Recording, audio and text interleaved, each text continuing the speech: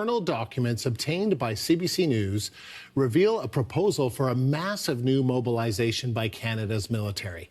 They show the Department of National Defence is making preparations to take on hundreds of thousands of reservists and citizen soldiers. But what we're focusing on in these documents is the 300,000 supplemental reserve that the military would like to create. So these are lightly trained citizen soldiers, for want of a better description.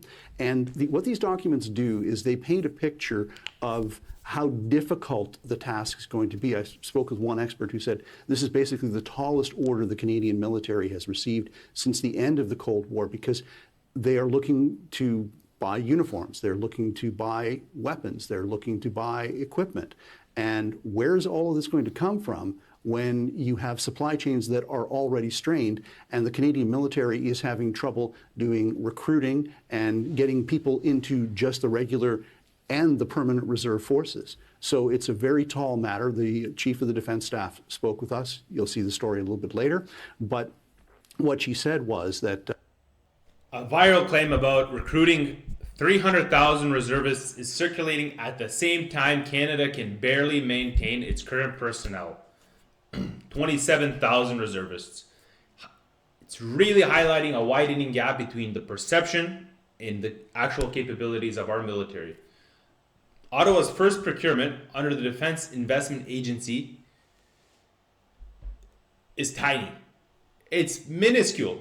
The Long Horizon satellite contract is raising questions about whether the government understands the urgency of Arctic security. The Foreign Agent Registry passed into law in 2024. It still hasn't been implemented, leaving Canada exposed to foreign interference that has already been documented in official inquiries. Imagine that, guys. We're not capable of passing a law, implementing it into force so that we can protect our own national security interests from foreign spies, foreign actors acting in Canadian soil, on Canadian soil. We're not able to do it. So the national security challenges are accelerating while the government responds slowly, reluctantly, and obviously with minimal, if any, ambition. All we're looking at is political theater with taxpayer dollars. This is Canada. Maple syrup and like Cabernet. Kick your ass all hockey season. Mounties be riding horses. Yeah. Hey guys, my name is Miloš Krajčnik. This is Canuck News. Today is Thursday, December 11th. Ottawa aims to improve Arctic communications with the new defense agency's first procurement. I mean, these drones look pretty cool, to be honest. It says Ottawa's new defense procurement body has taken its first steps, awarding a contract to 2 Canadian companies to improve communications for troops stationed in the north. The roughly $3 million contract awarded to Ottawa-based Telesat and Brampton, Ontario-based MDA Space Limited is part of a larger procurement, the Enhanced Satellite Communications Project, ESCP-P, which has a budget of more than $5 billion and is being overseen by the federal government's newly formed Defense Investment Agency. I am all for Canadian companies being the ones that are supported by the federal government for these defense contracts, 100%. It's not even a bad thing necessarily that it's a small contract. What is bad is that it's only the one, right? $5 million isn't a big contract when you split it between 2 companies, right? Or $3 million. $3 million split between 2 companies. They're clearly on the stock exchange, so these are publicly traded companies. That's like $1.5 million contract each. This is not that great. What it says here, though, is Tuesday's announcement is the first by the agency and an indication of the approach it intends to bring to its work to streamline a traditionally slow-moving government process. The agency is calling the first procurement a strategic partnership because it will go beyond facilitating the transaction to integrate the companies. The company's experience and expertise throughout the delivery of the defense project. In collaboration with the Canadian industry partners Telesat and MDMA Space. The project will deliver robust and secure military satellite communication capabilities that ensure our forces remain connected across vast and remote regions. Stephen Furr, the Secretary of State for Defense Procurement, said in a written statement. But this is what's very interesting. So this government agency is supposed to facilitate it. Things are supposed to become faster, but let's see what they say in this paragraph, and this is where I'm going to stop reading. Is the goal of the ESCP is to establish a small constellation of satellites that will provide wideband and narrowband communications over the north. This is key. This is something that we really need. It's part of Canada's broader plan to modernize the North American Aerospace Defense Command and is expected to be delivered sometime after 2035. Once complete, it will help the Canadian Armed Forces carry out operations under NORAD as well as surveillance and search and rescue operations. Guys, we can't be waiting until 2035, until sometime after 2035. That's no bueno. That is one big no bueno, guys. And all it really comes down to is what's going to be happening in the next 10 years. Let's honestly ask ourselves, what's going to be happening in the next 10 years? We have no idea. 10 years to have no satellites, no integrated surveillance in the Arctic is a catastrophe. And they're painting it as like some big victory. So the scale of the contract is really simple. There's nothing strategic about the scale of this contract. And Canada's Arctic is one of the most geopolitically contested regions in the world, and the government is taking these baby steps while all of our competitors are trying to accelerate. They're all trying to accelerate. Everybody is fighting for that northern route. The U.S. has made moves on Greenland. Honestly, I don't think anybody's gonna. No one can fight back in the West against the U.S. No one can. Greenland is going to become some kind of a satellite, and the whole idea is to be able to push influence over the Arctic Ocean. Why? Because Russia already has icebreakers going. They have like 50 military bases, naval bases along their northern border. And what they're going to do is they're going to create a passage for transporting goods from China directly into Europe. And that's all it is, guys. It is people pushing each other, countries pushing each other to be able to force their own influence over the Eurasian landmass. And North America has to push their own influence over the Eurasian landmass, and they have to do it through Europe because these are our natural allies, right? The Europeans are our natural allies, and we have to push influence. There's no such thing as these partnerships. Everybody keeps talking about like, oh, it's a big partnership. There's no partnerships. You have the big dog and then you have the little dog. That's it. Big dog, little dog. Like in the Roman Empire were the big dogs, and then they had vassal kingdoms that were the little dogs that jumped in whenever they could. And that is a simplistic way of looking at it, but that's more or less what this is. And waiting until the mid-2030s for modern communications is going to leave Canada completely vulnerable for literally an entire decade. While Russia has its own satellites, China has its own satellites, and we have non-state actors who are also going to be competing. So the two nations that are actually looking to manipulate, use to their own advantage the Arctic, they're already pushing their way through. Not only with cheap goods coming in, but also it's just going to be so much faster to transport goods from China to Europe through the north, through the Arctic and then the North Sea, then to go all the way around the Indian Ocean, up the Suez Canal, through the Mediterranean, and in through Southern Europe.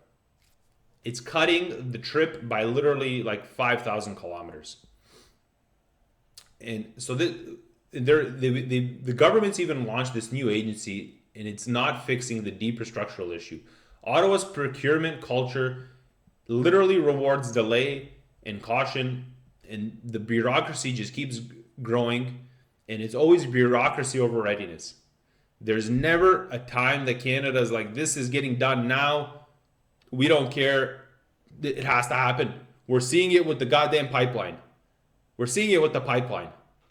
We can't make a pipeline of national interest so that we can export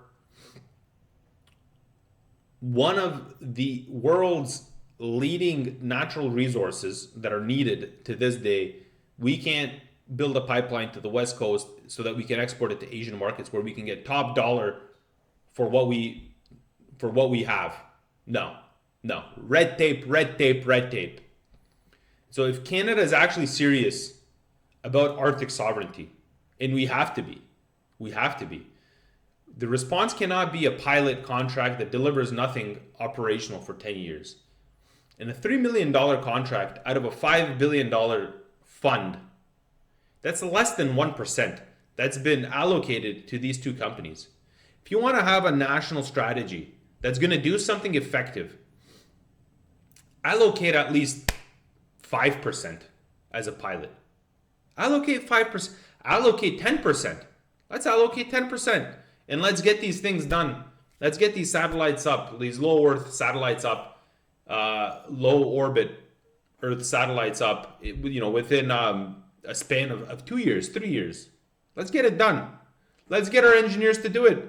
Why are we not doing this? We have the $5 billion, we have the money. Why aren't we doing it? Why aren't we doing it? And then, we can always, someone's going to say it's expensive. Someone's going to this and that. Russia's doing it. Russia makes rockets. They make their own, literally they make their own spaceships.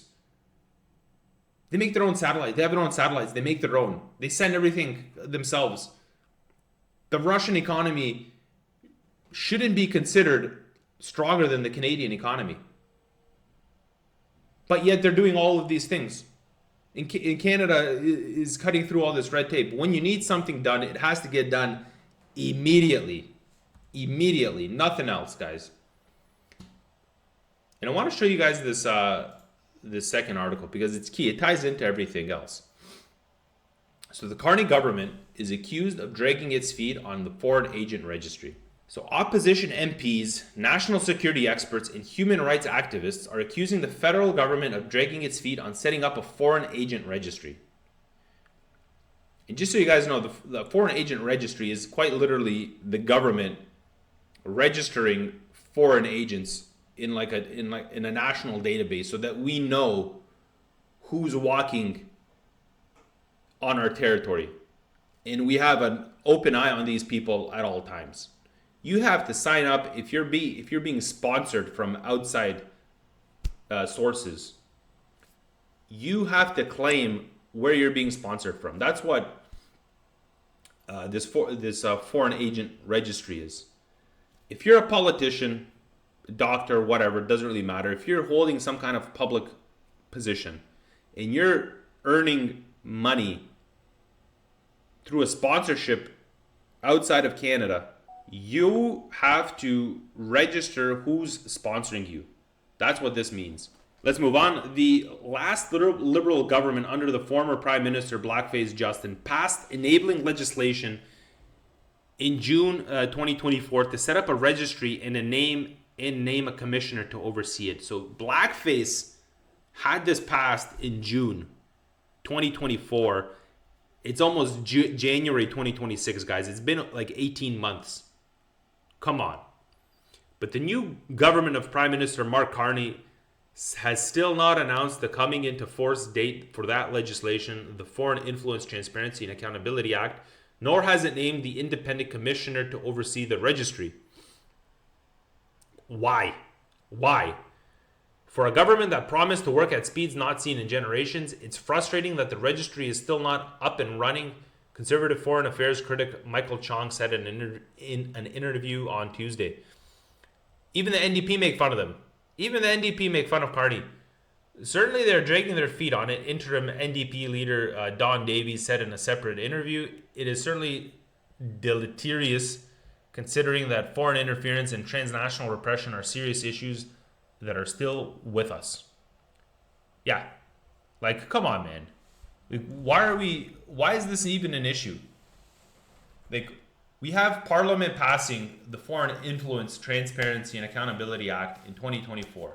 And despite that, the Carney government has not activated the registry. It hasn't appointed a commissioner, and hasn't set a timeline of any kind. It's paperwork.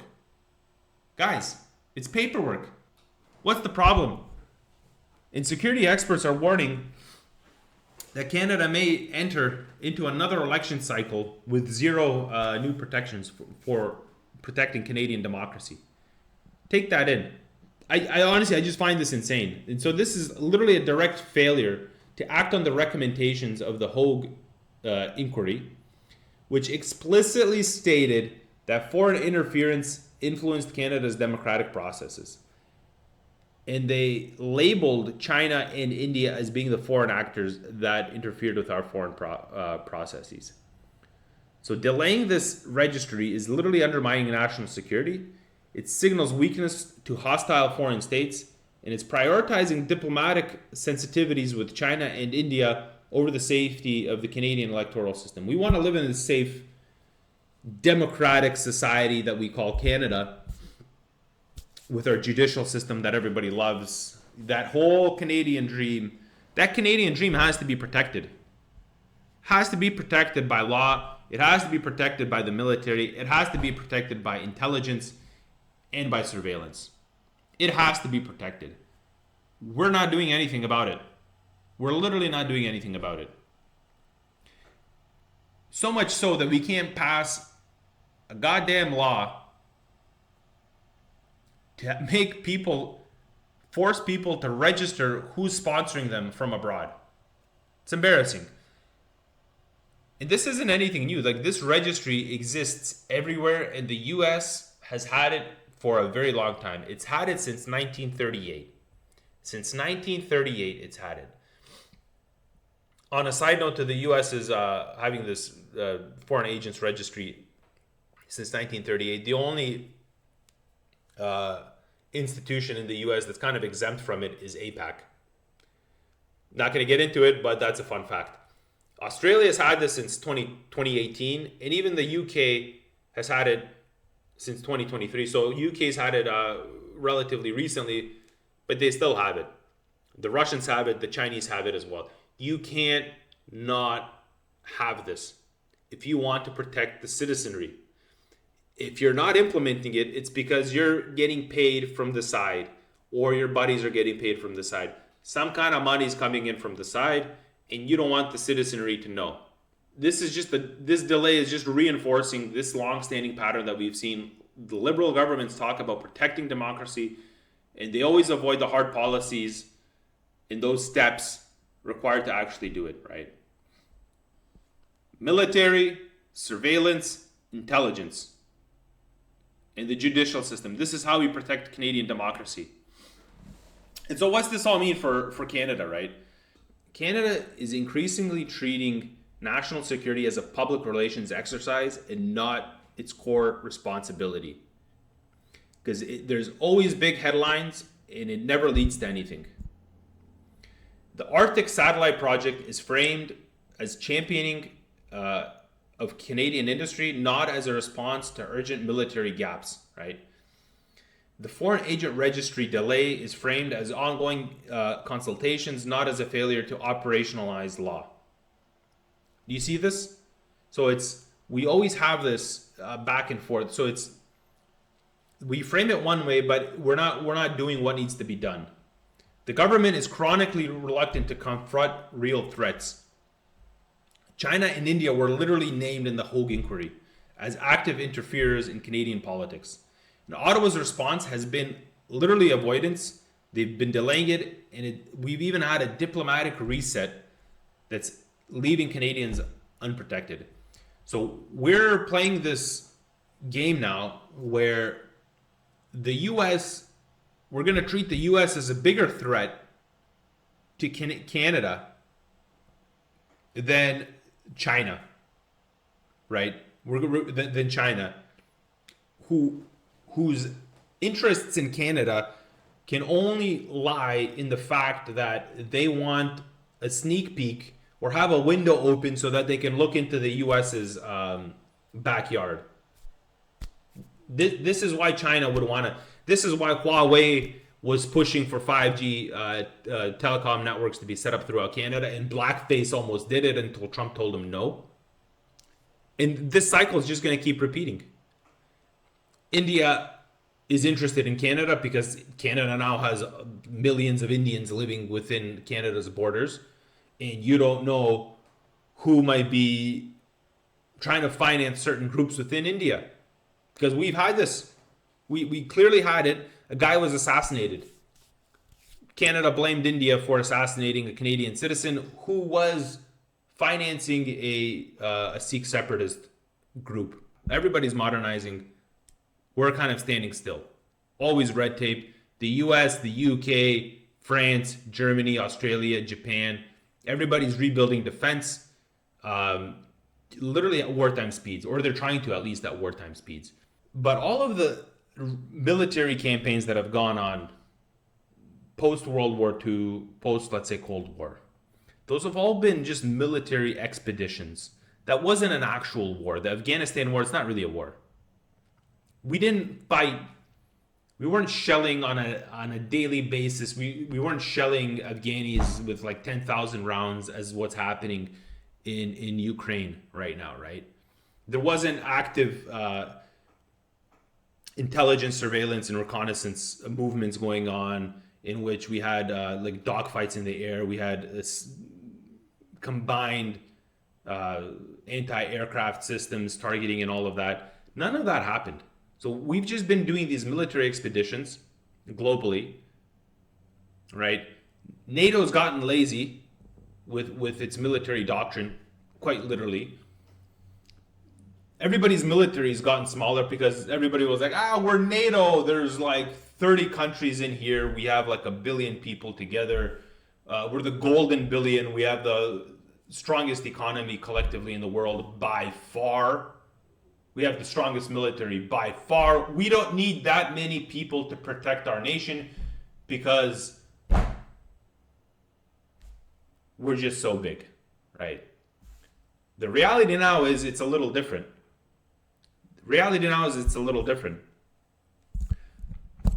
Russia is a massive power now. It's not really threatening Europe, but that's the narrative that's being portrayed.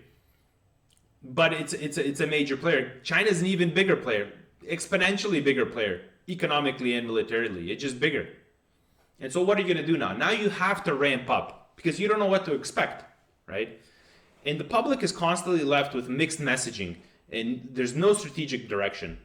There's rumors of massive recruitment drives spread online, not because they are necessarily true, but because Canada's actual defense posture is so unclear and unserious that people assume something big must be happening behind the scenes. And Canada is increasingly and consistently dependent on its allies to defend its own territory and protect its own political system.